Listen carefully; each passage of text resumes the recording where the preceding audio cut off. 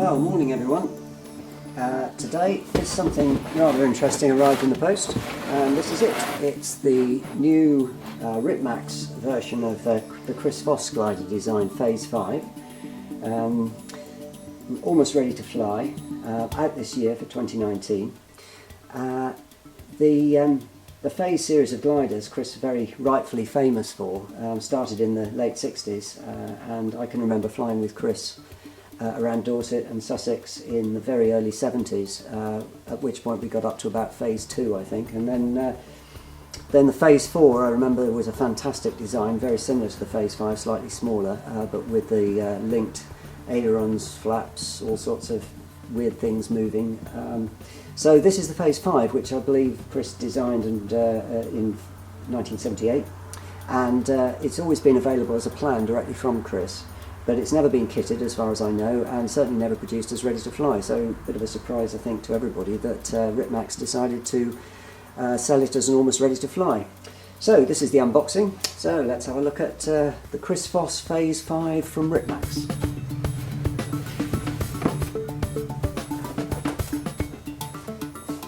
Okay, so we've got a pack of build manual and instructions. So build manual, instructions, and set of decals in there. Okay, and immediately we're looking at the wings, which are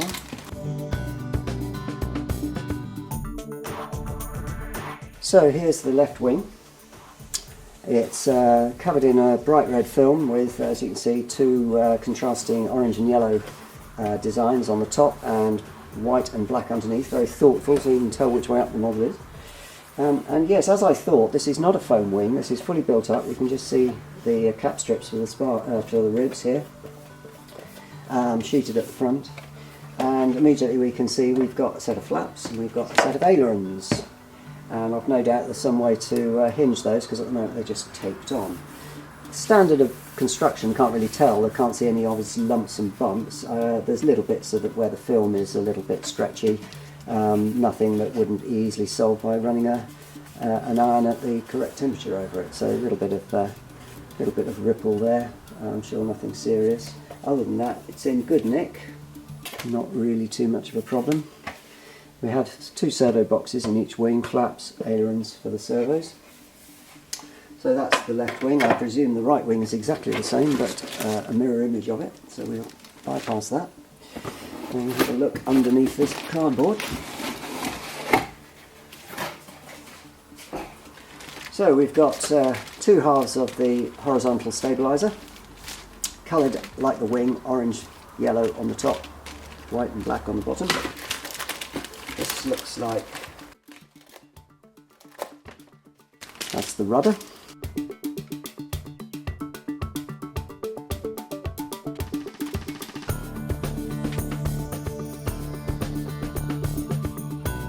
Okay, so here we've got the fuselage and obviously integral fin.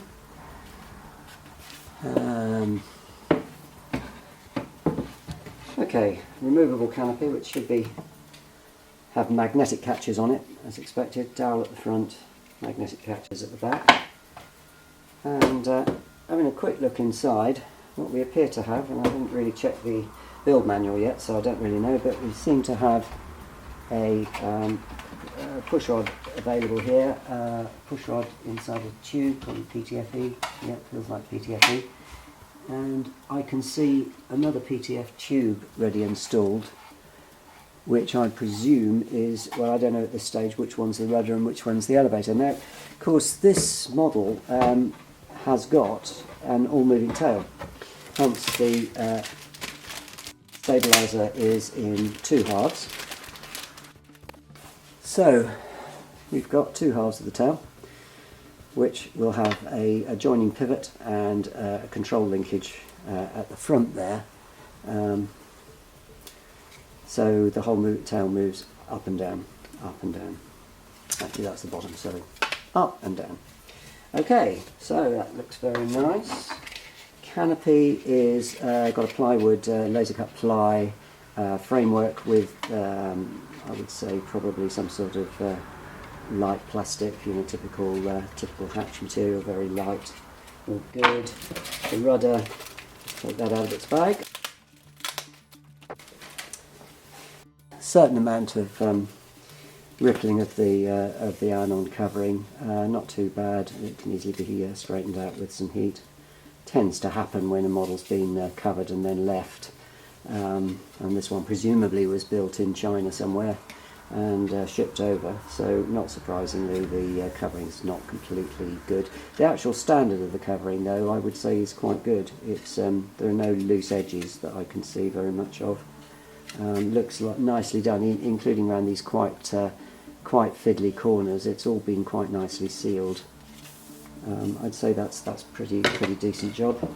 More rippling on there, but again that can be straightened out. But I can already see there are cutouts for various control linkages. There's one there and one on the other side there, presumably for rudder. I think the rudder is a closed loop linkage, cable pull, push pull, no pull pull.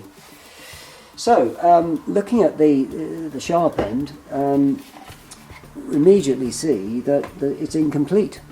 It is not a glider. It's going to be able to have an electric motor in it, which is, you know, very unglider-like, but it does increase the usability of this model quite considerably. So I think it's a good move. I mean, I love my slope soaring, and I will always be a slope soarer, but there are days when there's no wind or you don't fancy going to the slope, and you can just chuck it off with a suitable electric motor. I'll come on to that in a minute.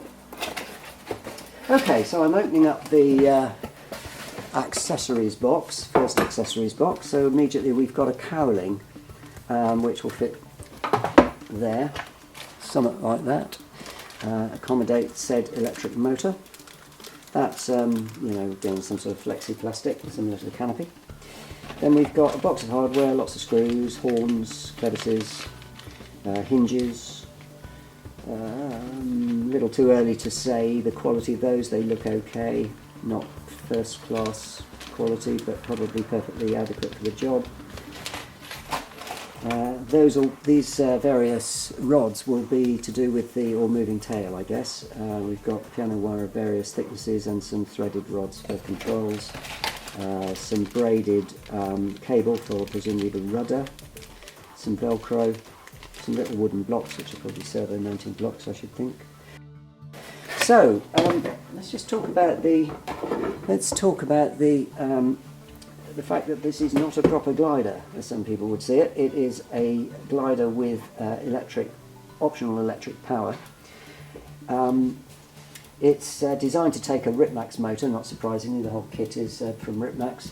I'll stick a graphic up to show which one. I can't remember what the numbers are.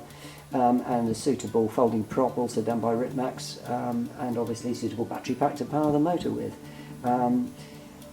It apparently is, I would imagine, it's a great model for electric power from a flat field. It's got all the hallmarks of a Chris Foss design. It'll be highly manoeuvrable, very aerobatic.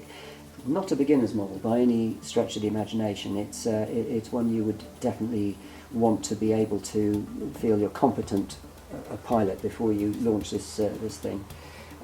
It'll be very responsive, and it'll be able to aerobat within an inch of your life, probably. So, very nice, love that. What I'm going to do is I'm going to fabricate a proper nose block for it, which is still be big enough to accommodate the motor without the prop, so that I can take it up to the slope and not be embarrassed with my slope soaring friends when I produce the Phase 5. I don't want to fly it from the slope with the prop, even if the prop's not going round. But that's just me. Your mileage may vary, as they say.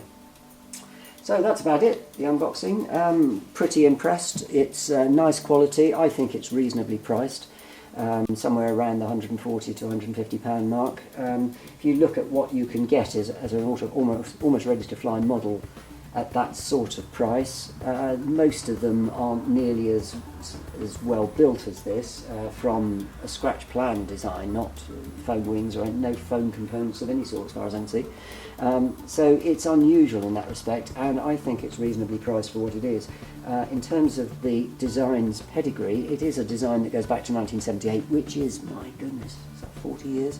I fear it is. It's a 40-year-old design.